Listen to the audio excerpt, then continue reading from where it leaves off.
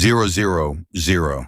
A single sentence can be a key turning a lock you never knew existed.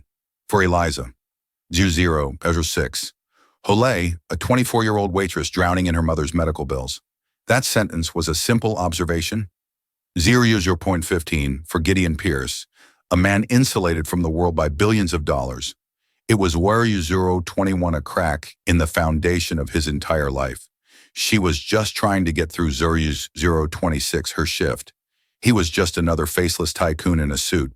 But when she saw the 032 ring on his finger, a flicker of a memory became an inferno that would threaten to burn down a century-old 0039 dynasty. This isn't a fairy tale. This is the story of how a casual remark in a Z045 cheap diner unraveled a web of lies, betrayal, and a secret that one of 051 America's most powerful families thought was buried forever. The fluorescent 056 lights of the corner booth diner hummed a monotonous tune, a sound Eliza Holay, 0103, knew better than her own heartbeat. It was the soundtrack to her life, the sizzle of burgers on the griddle, the 00110 clatter of cheap ceramic plates, the low murmur of conversations that never show 115 seemed to change. At 9:00 p.m. on a Tuesday, the diner was in its nightly 122 lull, a brief respite between the dinner rush and the late-night crowd. Eliza 0127 leaned against the cool stainless steel counter, rolling her shoulders to work 0132 out a knot of exhaustion. Every muscle ached with a fatigue that was more than physical. It was the soul 0141 deep weariness of watching her mother Laura slowly fade in a sterile beige 0147 hospital room. The bell above the door chimed, pulling Eliza from her thoughts. 0154, a man stepped inside, and an invisible curtain of silence seemed to fall over 0159, the diner. He wasn't just well-dressed, he was sculpted from a different material than the rest of the world. His 026 suit, a charcoal gray, so dark it was nearly black, fit him with the precision 0.12 of a surgeon's scalpel. His shoes gleamed even under the diner's grimy 0217 lights. He had the kind of quiet, absolute confidence that doesn't need to be announced. It simply is. The few 02.25 remaining patrons instinctively lowered their voices. He chose a booth in the corner, sliding onto the cracked vinyl Euro 32 seat with an economy of motion. Eliza grabbed a menu and a glass of water, her 0238 professional smile pasted on. "Welcome to the corner booth. Can I get you started, 0243, with something?" The man didn't look at the menu, his eyes a startlingly clear shade of blue. 0250 met hers for a brief dismissive moment. "Just coffee, Black." His voice was low, 0257 and resonant, a cello in a room of tin whistles. "Coming right up," Eliza said, 0303 retreating to the counter. Her friend and fellow waitress Chloe sidled up to 03 and 08 her. "Get a load of Mr. Moneybags, thinks he's too good for a menu. $10, says 0316, he's Gideon Pierce." Eliza frowned as she poured the coffee. "Who?" "Gideon Pierce. Pierce Holdings, 0325. International. They own half the downtown skyline. My dad used to be a foreman on one of their 0332 sites before he got laid off. That guy's picture is in the business section every 0338 other week. They say he's ruthless. Turned his family's millions into 03.44 billions before he was 30. Eliza glanced over at the man. He was staring out the 0351 window, his profile sharp and severe against the neon-lit street. He looked 0357 less like a businessman and more like a predator resting between hunts. She 0403 picked up the cup and saucer. "Well, to me, he's just another customer who wants black coffee." She walked back to the 0410 booth and set the coffee down. "Here you are, sir." As he reached for the cup, his hand 0417 emerged from his cufflink-adorned sleeve, and on his right ring finger, 0422 nestled against his skin, was a ring that made Eliza's breath catch in her throat. It wasn't the size or the gleam 0430 of it that stopped her. It was the design. An intricate masculine signet, 0435 ring made of a pale buttery gold. Etched into the flat face was a sigil, a 0442 stylized phoenix. its wings spread wide with a single tiny sapphire set in its 0448 eye, sparkling like a captured star. The band itself was unique, carved to look 0.5 like intertwined feathers. Eliza's mind reeled. She saw the same ring, not 0501, gleaming under a dinerite, but resting in a small velvet-lined box on her 0506 mother's bedside table. Laura's ring was identical in every detail, down to the 0512 tiny, impossibly blue sapphire eye. It was her most cherished possession, the 0519, one thing she'd refused to sell, even when the medical bills became a tidal 05.24 wave, threatening to drown them.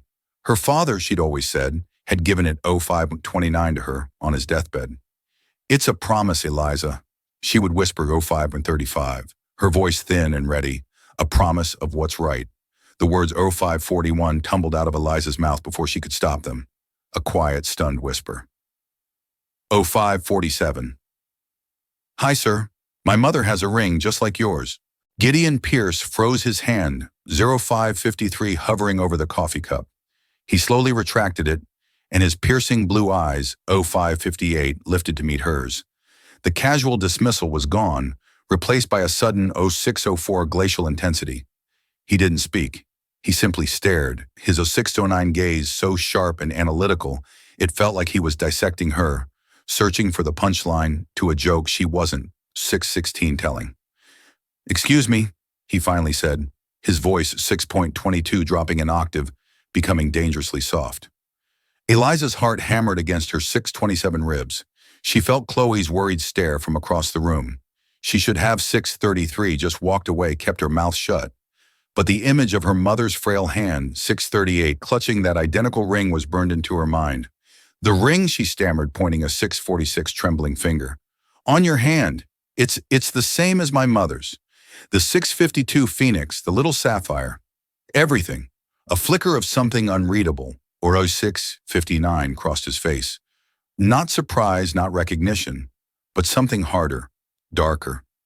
He slowly turned his hand over, 0707, examining the ring as if seeing it for the first time. "That's impossible," he stated. It wasn't a guess. It was a 0715 verdict. "But it's not," Eliza insisted, her voice gaining a desperate 0720 edge. "She's had it my whole life. Her father gave it to her. It's one of a 0725 kind," he told her. Gideon Pierce placed his hand flat on the table of the ring, a 0732 silent golden accusation. His gaze was cold steel. "This ring," he said, 0739, enunciating each word with chilling precision, "has been in the Pierce family for over 100 years. It was custom-made 0747 for my great-grandfather, all Alaric Pierce. There is no other. There has 0753, never been another. You are mistaken." The finality in his tone felt like a 0759 slap. He was calling her a liar, or worse, a fool. The injustice of it piled 0805 on top of her exhaustion, and fear for her mother ignited a spark of defiance, 0811 in her. "I'm not mistaken," she said, her voice low but firm. "I've held it in 0819 my hands 1,000 times. I know every detail on it. I could draw it from 0825 memory." He leaned back, a faint, condescending smile touching his lips. 0830. It didn't reach his eyes. A fascinating story. "What is your name?" "Eliza." "Eliza, 838. Hole." "Well, Miss Hole," he said, picking up his coffee cup and taking a slow, 0844 deliberate sip. "Your mother is either a liar or a thief, because the only way Restart 850 she has a ring like this is if it's the one that was stolen from my family 55 years ago." He set the cup down with a soft click. The sound echoed in the 0902 sudden silence of Eliza's world. Stolen. The word hung in the air, thick and 0908 poisonous. Her mother, the gentlest, most honest person she knew. A thief. 0914. The accusation was so absurd, so vile, it was like being told the sun rose in 0920 the West. Gideon Pierce reached into his suit jacket, pulled out a slim leather 0925 wallet, and extracted $300 bills, placing them on the table. It was more 0932 than she made in 2 shifts. It was an insult, a dismissal for the coffee, and 0938 your time, he said, his eyes already looking past her toward the door. He 0943 stood up, the power of his presence, filling the small booth. He was already gone, moving on, leaving her in the 0950 wreckage of his words. As he walked toward the exit, Eliza found her voice. 0956. She's not a thief. He paused at the door, his back to her. He didn't turn 1002 around, but his voice carried clearly across the quiet diner. 1007, then prove it. The bell chimed again, and he was gone, leaving Eliza standing 1013 in the middle of the corner booth, her heart pounding, the hum of the lights now sounding like a scream. The 3 1020 crisp bills on the table felt like blood money. She hadn't just served coffee to 1026, a billionaire.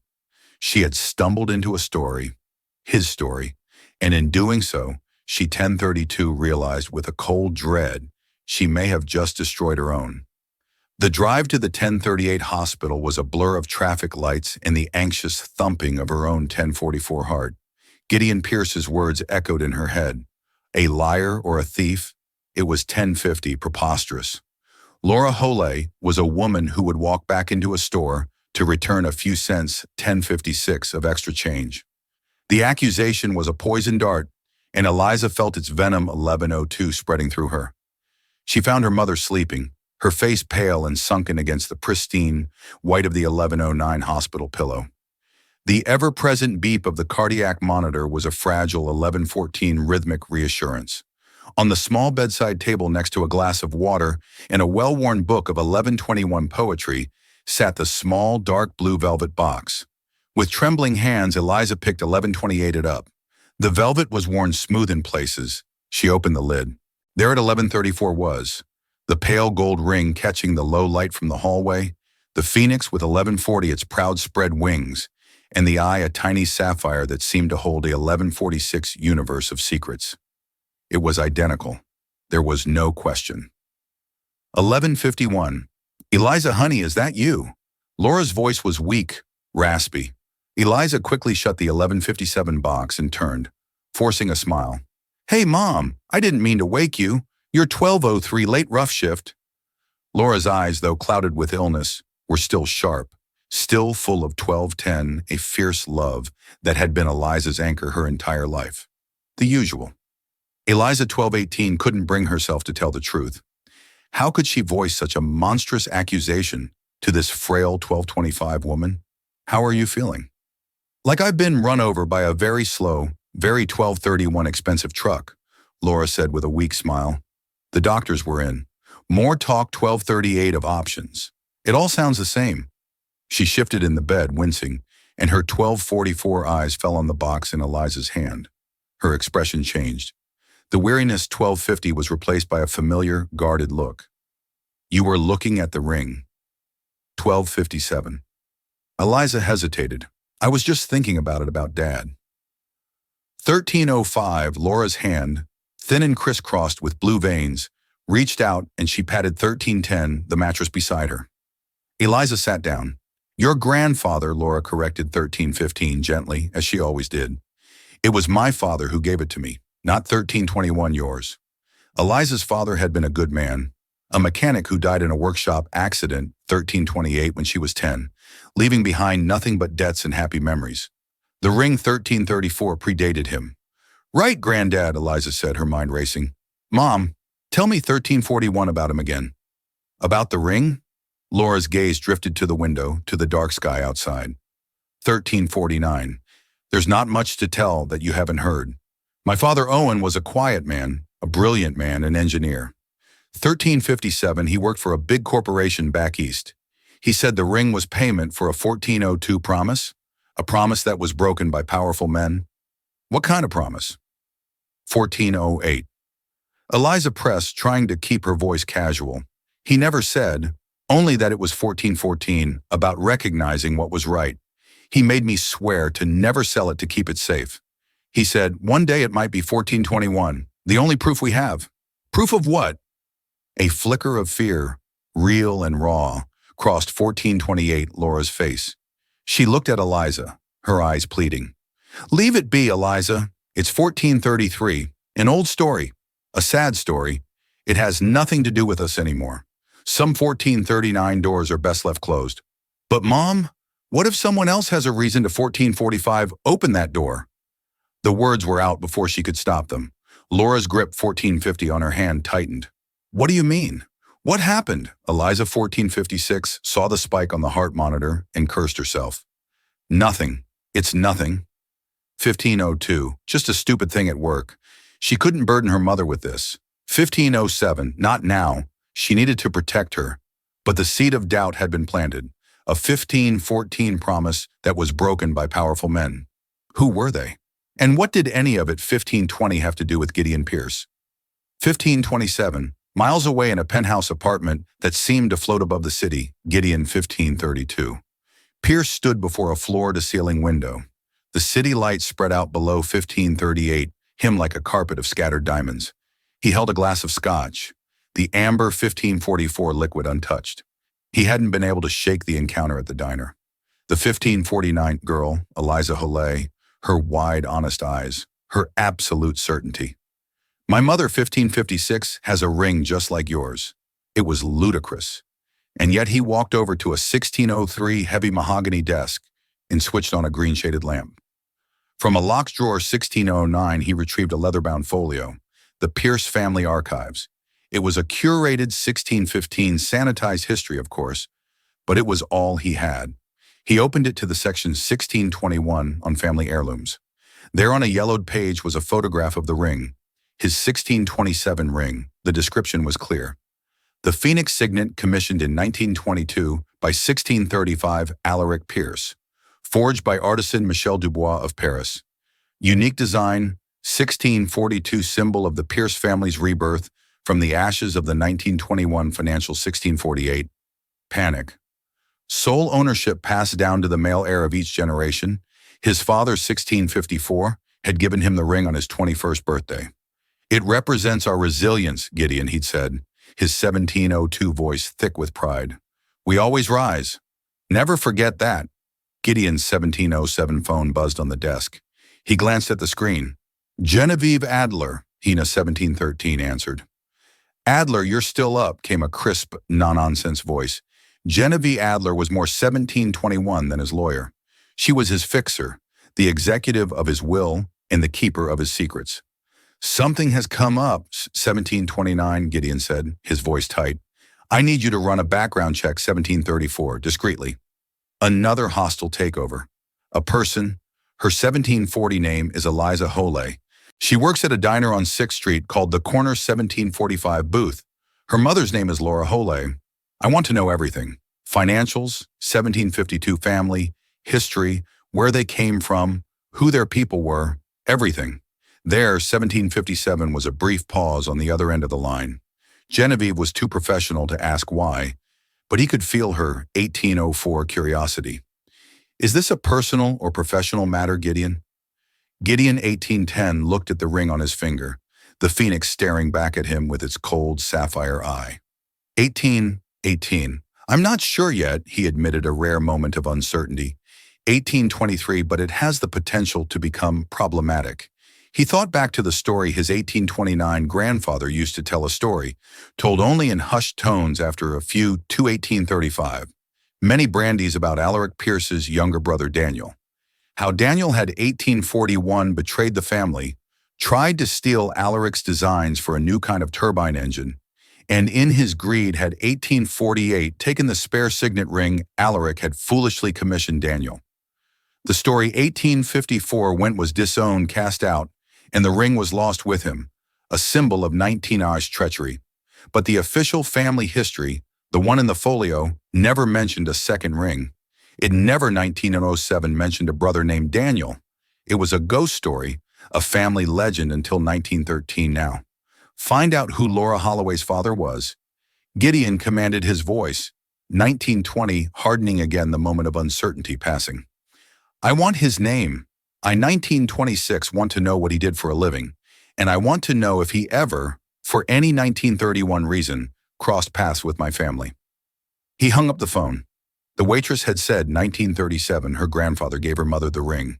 A quiet engineer, 1942 broken promises, powerful men.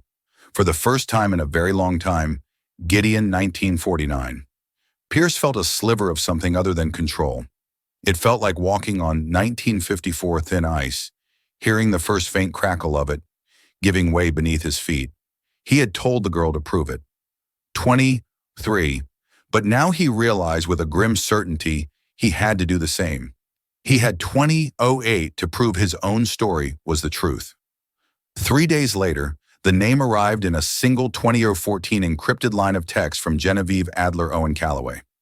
The name meant 2020 nothing to Gideon. He ran it through the private databases of Pierce Holdings, 2025 cross-referencing it with employee records, contractor lists, and financial dealings going back a century. Nothing. 2033. No Owen Calloway had ever worked for or with his family's company. He felt a 2039 wave of relief quickly followed by suspicion. It was too clean. He was 2044 stewing in his office, a vast expanse of glass and steel on the 80th floor, when 2050 Genevieve herself appeared at his door. She was a severe woman in her 50s, 2057 always dressed in impeccably tailored suits, her gray hair pulled back in a 2102 tight shiny. She held a thin file. "You're not going to like this," she 2108 said, forgoing any greeting. She placed the file on his desk. Gideon opened it. 2114 inside were public records, a birth certificate for Laura Ann Calloway, born in Wilmington, Delaware. Father 2122, Owen Calloway, mother Helen Calloway, and then another document, a patent 2129 application from 1968. Inventor Owen Calloway, invention, a 2135 novel gearing system for high-torque industrial turbines.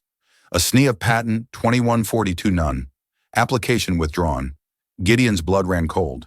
He recognized the 2148 schematic.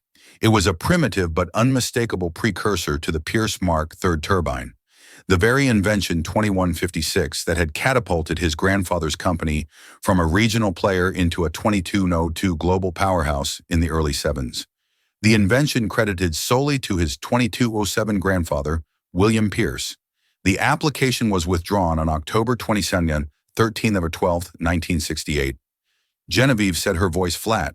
According to banking records I-2219 accessed on October 14th, 1968, Owen Calloway made a one-time cash deposit of $2226 $50,000 into his savings account, a significant sum for an engineer at the 2231 time. He quit his job a week later, moved his family, and never worked in engineering again. He died of a heart 2239 attack 6 years later at the age of 42. The pieces clicked into place with 2246 sickening clarity, a non-disclosure agreement, a cash payoff, a brilliant 2253 idea bought and buried under the Pierce name. So he was bought off. Gideon said 2259, the words tasting like ash. "My grandfather stole his invention and paid $23 for him to keep quiet." "It appears that way," Genevieve confirmed. The $50,000 was likely 2311 positioned as a consulting fee to keep it legal. There's no paper trail linking 2317 it directly to the patent. Of course, your grandfather was meticulous. "And the 2322 ring?" Gideon asked, looking at his own hand. "That," Genevieve said, "is where it 2328 gets strange. I found the jeweler who bought the assets of Dubois Ace of 2334 Paris. The records are ancient, but their ledgers were like your grandfather, meticulous. In 1922, 2341, Alaric Pierce commissioned 2 identical Phoenix signet rings. He paid $2346 for both. There's a note in the margin in the artisan's hand. She slid a 2352 translated copy across the desk. It read, "One for the builder, one for the 2358 dreamer. May they fly together." 2 rings. The family ghost story wasn't a 2404 story, it was true. His great-uncle Daniel existed. 2409. "So Calloway didn't steal the ring?" Gideon murmured, thinking aloud. Daniel 2414. "Pierce, the disowned brother, must have given it to him. But why? As a thank 2420, you, a token for a friend, or something more." The puzzle was no longer about a 2426 simple diner waitress. It was about the very bedrock of his family's legacy. It 2432 was built not just on resilience, but on a lie. The knowledge was a corrosive 2437 acid in his gut. He had to speak to her again. Eliza was wiping down the counter, 24:44 at the end of another grueling shift when the bell on the door chimed. Her 24:49 heart sank. It was him. Gideon Pierce didn't enter the diner this time. He 24:56 stood in the doorway, the city lights framing him like a dark halo. He was 25:02, dressed more casually in dark trousers and a cashmere sweater, but he still radiated an unapproachable aura of 2510 power. "M. Holloway," he said, his voice quiet. 25:15, but caring. "I need to speak with you." Chloe shot her a nervous look. "Eliza, you don't 25:22 have to." But Eliza knew she did. She untied her apron and hung it on his 25:28 hook. "It's okay. I'll be right back." She stepped out into the cool night air.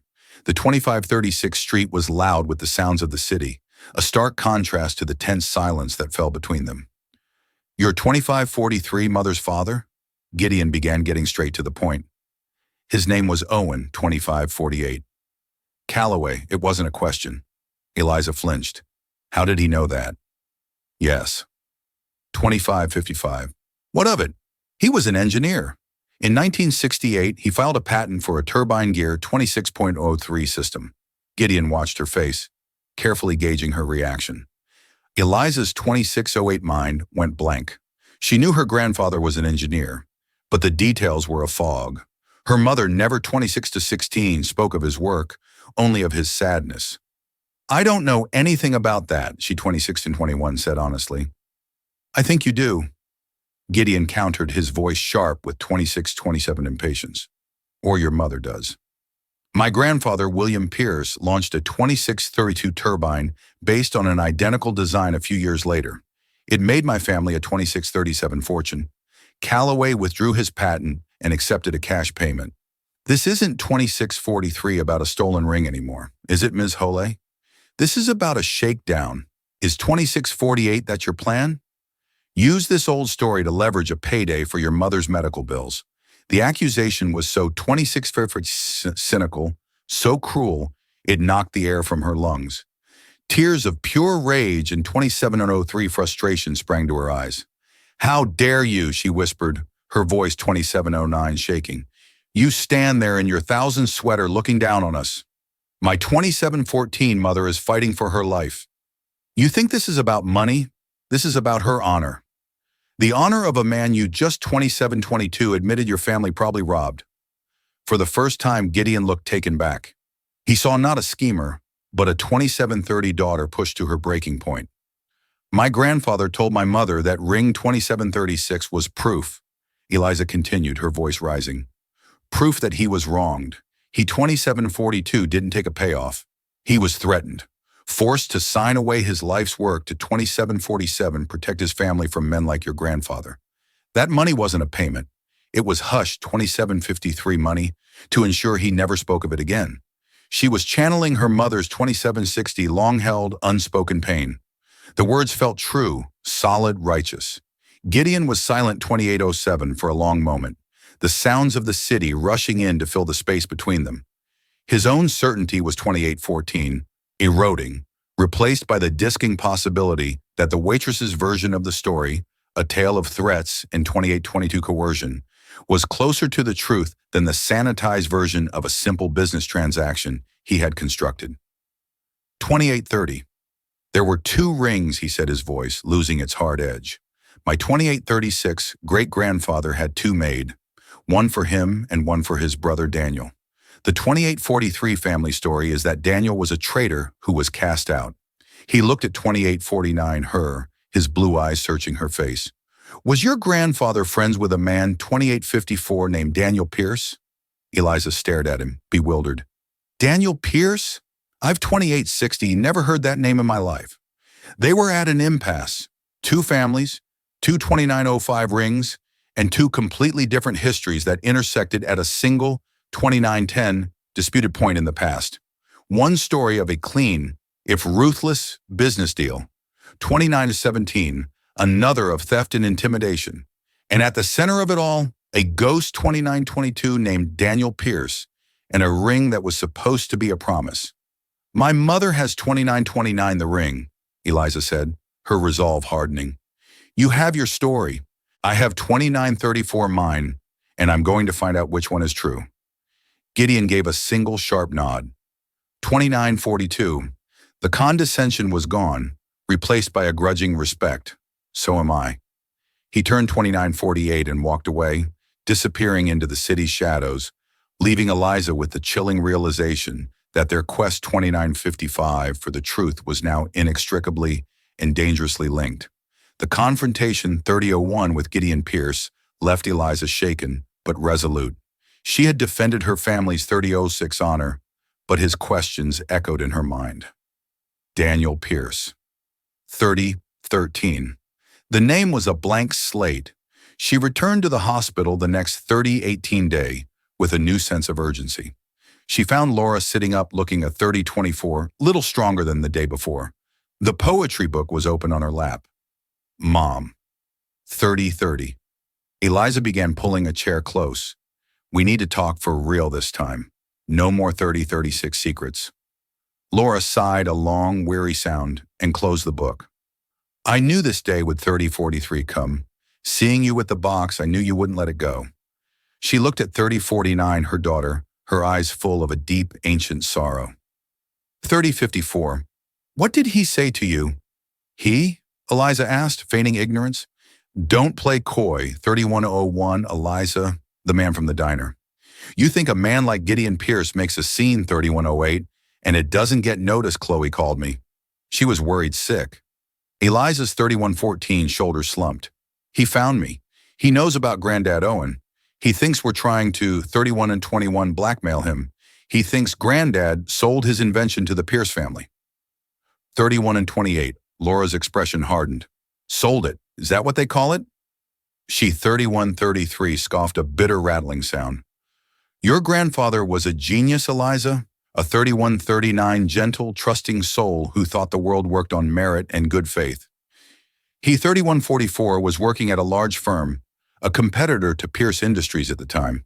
He developed his turbine gearing 3151 system on his own time. It was his masterpiece. She paused her gaze, distant, lost in 3159, the memory. He made the mistake of mentioning it to a colleague trusting him. That colleague left the company 232 months later for a senior position at Pierce Industries. 6 months after that, your grandfather 32.14 received a visit from two men. They weren't lawyers, they were persuaders. 3220.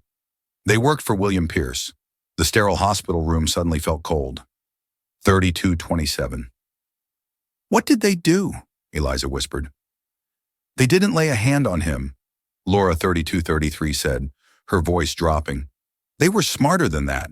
They laid out photographs on our kitchen table. 3240.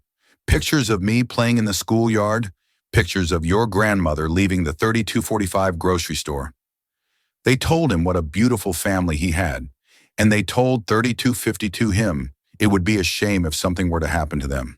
Then they put a stack of papers in front of him, a 3258 non-disclosure agreement and a contract assigning all rights to his invention to 3304, a shell corporation owned by Pierce Industries, and an envelope full of cash. 3312. The story was uglier than Eliza could have imagined. This wasn't business. It was gangster tactics. 3319. He signed everything, Laura continued, her voice trembling. What choice did 3324 he have? He took the money because refusing it would have been an act of defiance, and he was too scared to defy 3332 them. We moved a week later. He was a broken man, Eliza. They didn't just 3339 steal his work, they stole his soul. He died 6 years later. But the truth is, 3345, they killed him that day in our kitchen. Tears streamed down Eliza's face. She, 3351, finally understood the deep well of sadness in her mother, the fear behind her warnings. 3357. But the ring, Mom, Eliza pressed gently. Where does the ring come into it? Who 3404 is Daniel Pierce? Laura flinched at the name, a genuine 3409 startled reaction. Where did you hear that name? Gideon told me. He said his 3414 great-grandfather had 2 rings made, one for himself and one for his brother, 3420. Daniel, who was disowned. Laura was silent for a full minute, her 3425 brow furrowed in concentration. Daniel Owen never said the name Pierce. 3432, he only ever called him my friend, his only friend in that terrible time. 3438, she began to recount a different part of the story, one she'd never shared. After 3444, Owen was forced out. He fell into a deep depression. But one man sought him out. 3451, a man who introduced himself only as Daniel. He was a drifter, an outcast. 3456, but he had an artist's soul and a hatred for the kind of corporate greed, 3502, that had destroyed Owen. He had heard what happened to Owen through the engineering grapevine. 3008. This Daniel Laura recounted told your grandfather that he too had been 3514, betrayed by a powerful family. He understood what it was to have everything stolen by your own blood. 3521.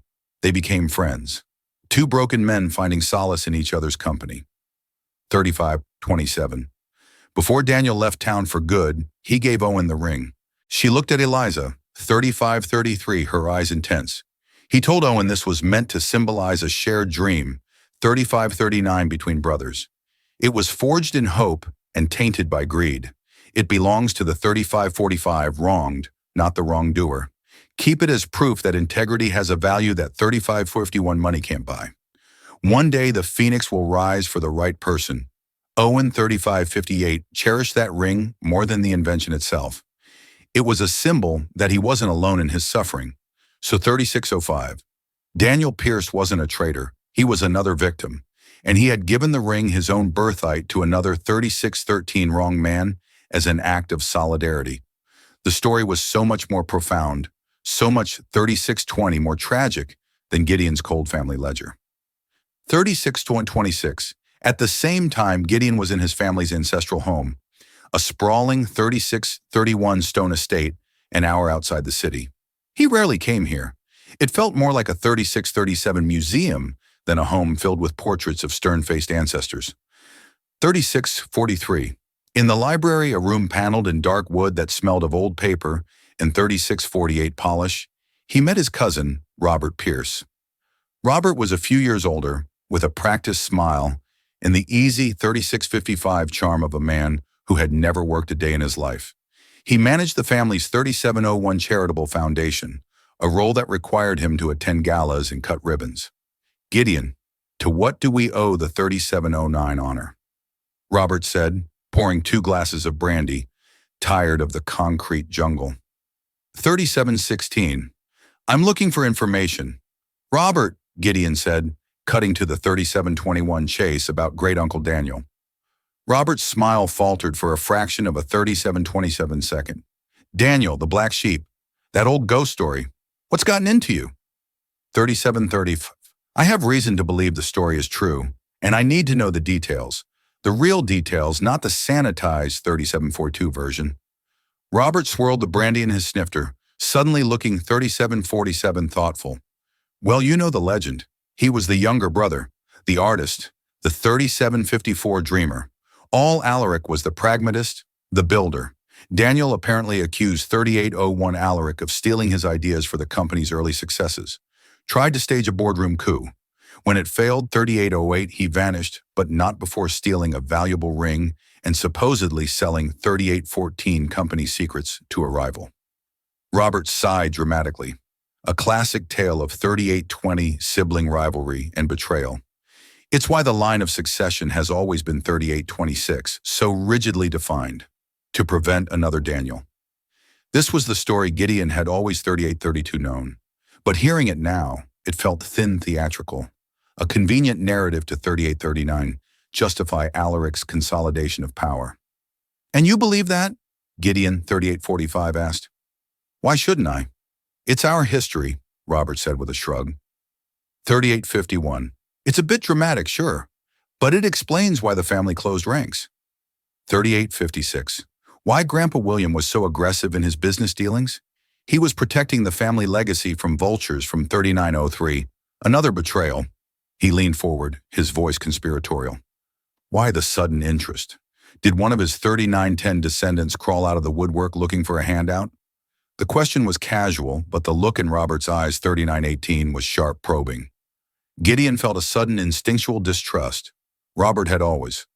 3924 seemed vapid, but perhaps that was a carefully constructed facade.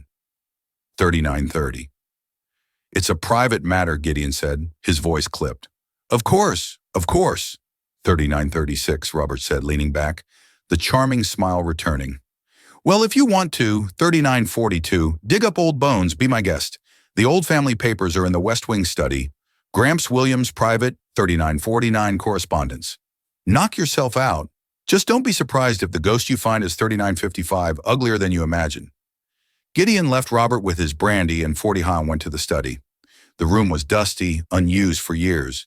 He found the boxes of 4006 letters tied with faded ribbon. For hours he sorted through them, reading his grandfather's elegant cursive 4013 script. Most of it was business. But then he found a series of letters from 4019, the late 1960s, addressed to his grandfather's head of security. The 4024 content made him feel ill. There were updates on the surveillance of a man named Owen Calloway, reports on his 4031 daughter's school schedule, his wife's daily routine, and then a final chilling 4037 memo. Subject Calloway has been neutralized, assets secured. He is no 4042 longer a threat. Neutralized, assets secured. Eliza Hole's story was true. 4049, it was all true. His family's fortune was built on theft and cemented with 4055 threats. The weight of the discovery was crushing. But as he continued to sift 41 through the papers, he found something else. Something that didn't fit either his story or Eliza's. It was a single 4108 folded note separate from the letters tucked into the back of a ledger. It was in his grandfather William's 4114 handwriting, but it was frantic, almost illegible. He knows a found him. He can 4121 ruin everything. Daniel is the key, must protect the name. The note was undated. 4128. Who was he? And who was our Robert? It seemed too convenient. And what did it, 4134, mean? Daniel is the key. Daniel was supposed to be a ghost, a 4140 long-vanished traitor. But this note, written decades after Daniel's 4145 disappearance, spoke of him as a present active threat. 4150, Gideon stood in the dusty, silent study, holding two conflicting testaments. In 4156, one hand, the sordid truth of his grandfather's crime against Owen Calloway. In the other, a cryptic note, 4203, that suggested a deeper, more complex conspiracy was at play. The story was no 4209 longer just about his grandfather and Eliza's. There was a third player, a hidden thread, and the name of that 4216 thread was Daniel. The discovery of his grandfather's note threw Gideon into a 4222 state of focused obsession. He knows RH found him. Daniel is the 4228 key. It was a cipher, and Gideon knew he couldn't crack it alone. The animosity 4234 between him and Eliza had melted away, replaced by the grim reality that they 4240 were the only two people with a stake in the complete truth. He found her where 4245 he knew she'd be in the hospital cafeteria, staring into a cup of coffee with the same haunted expression he saw 4252 in the mirror. He sat down opposite her, placing a thin file on the table between 4258 them. Your mother was right, he said, his voice devoid of its usual authority. 4304 filled instead with a quiet gravity about everything. The threats, the 4310 coercion. My grandfather put your family through hell. He pushed the file 4316 forward. It contained the copies of the surveillance reports on the Calloway family. 4322. This is the proof. Eliza opened the file, her hands 4327 trembling, as she read the cold clinical descriptions of her mother as a little girl being watched. Her face palled. She 4336 looked up at him, her eyes wide with a mixture of vindication and horror. Why 4342 are you showing me this? Because my story is falling apart, and so is yours, Gideon said. There's more 4350 to it. He told her about the note. Daniel is the key. It was written by my 4357 grandfather, William, long after your grandfather was silenced. He was scared 4403 of someone who knew the truth about Daniel. Eliza frowned. But Daniel 4410 gave my grandfather the ring. He was an outcast, a victim like Owen. That's what 4416 he told your grandfather. Gideon counted. But what if that wasn't the whole story? What if Daniel's 4423 disappearance wasn't just about him being cast out? We have two stories, yours and mine, but they're both based 4430 on what we were told by people who were themselves betrayed or lying. We need a 4437 primary source, an objective truth. Where do we find that? Eliza asked, the 4444 weight of a multi-generational conspiracy settling on her shoulders. The rings, 4450, Gideon said, a spark of inspiration in his eyes. They're the one constant. 4456. They're the origin point. My great-grandfather Alaric commissioned them from a Parisian artisan, Michel 4501 Dubois. The business is gone, but I found the firm that acquired its assets 4507, and more importantly, its records, the ledgers 4512 in Paris. Eliza's heart sank. That was a world away. I had the relevant pages scanned 4520 and sent over this morning, Gideon said, tapping his phone. The high-resolution images are waiting in my 4527 office. I need another set of eyes. Your eyes. You know your ring better than 4532 anyone. An hour later, Eliza found herself in a place she could never have 4538 imagined. Gideon Pierce's office on the 80th floor. The silence was absolute. 4544. The view of the city breathtaking. On a massive screen that covered one wall was 4550, a high-resolution image of a page from an old leather-bound ledger. The script was 4556, elegant, spidery French. A translated transcript scrolled beside it. They 46001 poured over the entry for all Alaric Pierce's 1922 commission. As Genevieve 4607 had discovered, it listed two identical rings. But as they zoomed in on the 4612 artisan's original French notes, Eliza saw something the translator had missed. 4617. The translator's note read, one for the builder, one for the dreamer. But the 4623 original French was more specific. Eliza had taken 4 years of French in high 4629 school, and while she was rusty, one phrase jumped out at her. 4637 Guardian. That's not dreamer, Eliza said slowly. 4643, pointing at the screen. Guardian Deem. It means guardian of the soul. Gideon 4650 zoomed in, reading the phrase, guardian of the soul. He repeated the words 4655, feeling heavy and significant. A builder of an empire and a guardian of its soul. 4702. It wasn't a rivalry, it was meant to be a partnership, a balance. 4707. This changed everything. All Alaric and Daniel weren't meant to be competitors. They were meant to be two halves of a 4714 whole. The story of Daniel's betrayal was a complete fabrication. As they 4719 scanned further down the page, Gideon noticed a small annotation next to the 4724 entry, added in a different hand and with different ink. It was dated 1945. 4732. What's this? He murmured, enlarging the note. The French was spidery and 4737 difficult to read. Reçu Daniel Pierce. The note began. Received 4744. A letter from Mr. Daniel Pierce. Gideon translated haltingly. He asked for a 4750 modification to the second ring to the inside of the band. He is no longer a 4755 Pierce. He is something else. Gideon and Eliza exchanged a look. No longer a 48103 Pierce, Eliza whispered. He changed his name, Gideon realized. When he was 4808 cast out, he abandoned the family name entirely. The note continued, Irel 4816 Owen. He asked me to inscribe a name. Gideon read his voice, catching the name 4824 Owen. Eliza gasped, her hand flying to her mouth. 4829. Owen, my grandfather's name. But this was in 1945, 4835. My grandfather wouldn't have met Daniel for another 20 years. It's not your grandfather's name, Gideon said, a 4842 sudden shocking realization dawning on him. He typed furiously on his keyboard, 4848, pulling up his family's genealogy records, going back further than he ever had before. His fingers flew, his mind 4856 racing. He found his great-grandfather, all Alaric Pierce, then his 4901 great-grandmother, Beatrice, and then he found her family tree.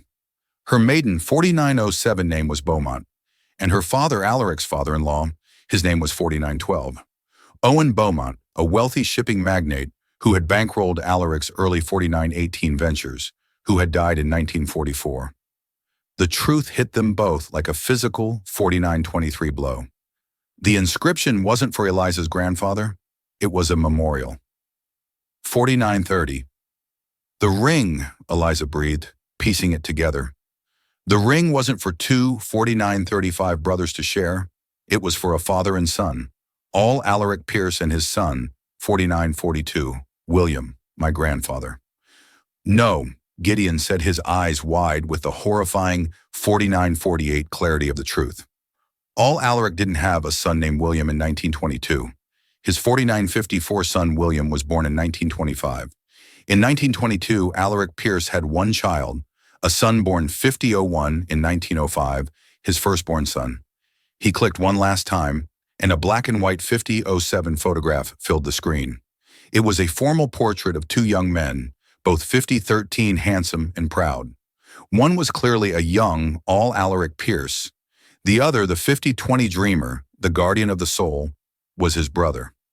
Underneath the photograph 5025 was the caption, Alaric and Daniel Pierce, 1921. And beneath that, in the official 5032 genealogical record, was the final devastating piece of the puzzle. The 5037 entry for Daniel Pierce listed his full name, Daniel Owen Pierce. 5044. Daniel was the Owen the ring was inscribed for. It wasn't a memorial to 5049, his father-in-law. He was reclaiming his middle name, the only part of his 5055 identity his brother couldn't take from him.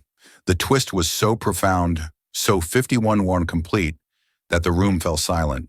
The entire family history was a lie. Daniel 5108 wasn't the younger brother. Based on his birth year, he was the older brother. He 5113 should have been the heir. All Alaric was the younger son, the builder. And 5119, William Pierce, Gideon's grandfather, wasn't Alaric's only son. He was the 5124 second son. Daniel was all Alaric's firstborn. No, wait. Gideon looked at the birth dates again. Daniel, born 5132, 1905. William, born 1925. That couldn't be right. They weren't brothers. Alaric, 5139, and Daniel were brothers. But William wasn't Daniel's brother. He was 5145, his nephew. The story they'd been chasing was wrong. The players were 5150 wrong. Eliza's grandfather hadn't met a random outcast. He had met Daniel Owen, 5156, Pierce, the true disinherited heir to the Pierce fortune. And Daniel hadn't 5201 given him a token of solidarity. He had given him the ring, his own ring, 5206, inscribed with his own name for safekeeping.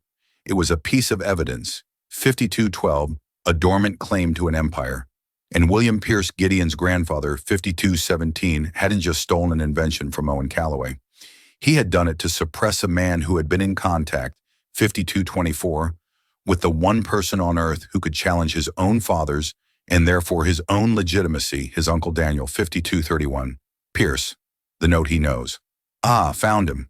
Daniel is the key, snapped into 5238 focus. He was Owen Callaway. R was likely Robert's father or grandfather, 5244, another part of the conspiracy. And Daniel was the key because his existence, 5250, and his connection to Callaway threatened to unravel the foundational lie upon which William Pierce's entire 5257 life and fortune were built.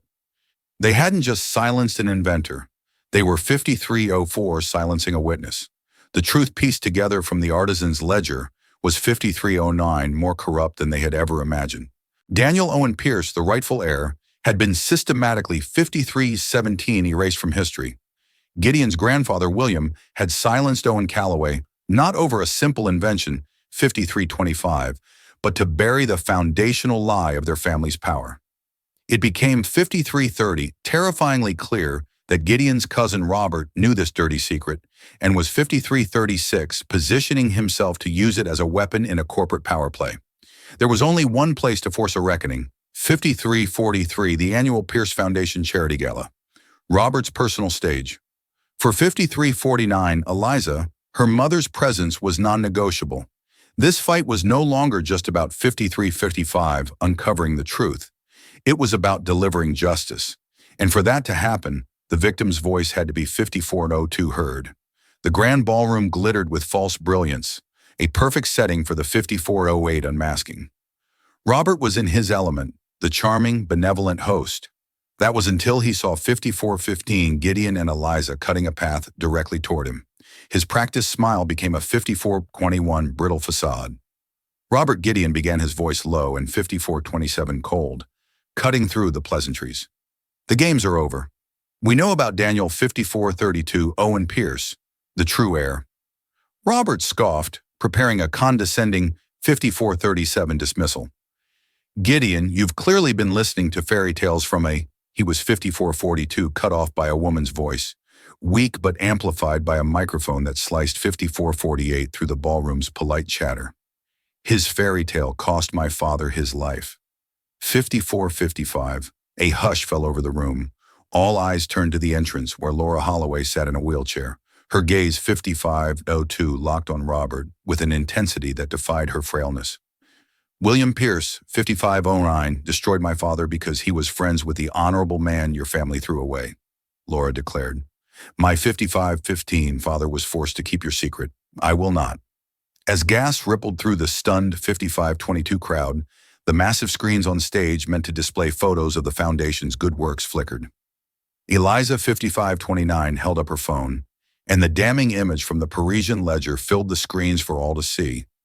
The entry 5536 detailing the commission for 2 rings, and the name to be inscribed within the second Owen. Trapped, Robert stared from 5544, Laura's accusing face to the irrefutable proof on the screens. He was cornered by 5550, a ghost from the past and evidence set in stone. Gideon stepped forward, his 5556 voice ringing with chilling authority.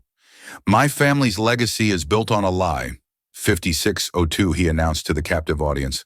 A lie my grandfather silenced demand of 5609 protect, and a lie my cousin, he turned, pinning Robert with a glare, planned a 5614 use for his own personal gain. The public accusation pushed Robert over 5620 the edge. His carefully constructed composure shattered into pure, unrestrained rage. You fool, Gideon! 5630 he hissed, forgetting the live microphone just inches from his mouth. I was trying to protect us. I knew the 5636 truth, and I kept it buried. You and your pathetic little waitress have ruined everything. 5643. The confession, amplified for all to hear, echoed in the dead silence of the ballroom. In a single 5649 self-incriminating breath, Robert had confirmed a century of corruption, and 5654 authored his own spectacular downfall. He stood alone, exposed under the 57 glittering chandeliers, the king of a corrupt castle that had just crumbled to dust around him. The aftermath of the 5708 gala was a whirlwind of headlines and resignations. The Pierce dynasty was shaken, but in the ensuing quiet, it was 5716 being reborn, not broken. Weeks later, in a sun-drenched private hospital suite, 5723, a fragile peace had settled. Laura Holloway, looking out over a green garden, had a light in her eyes that 5730. Eliza hadn't seen in years. The weight of a lifetime of secrets had finally 5736 been lifted. Gideon Pierce entered the room quietly, no longer an untouchable 5741 tycoon, but a man humbled by the truth. He didn't offer empty apologies. 5747. Instead, he placed a leather-bound document on the table beside Laura's bed.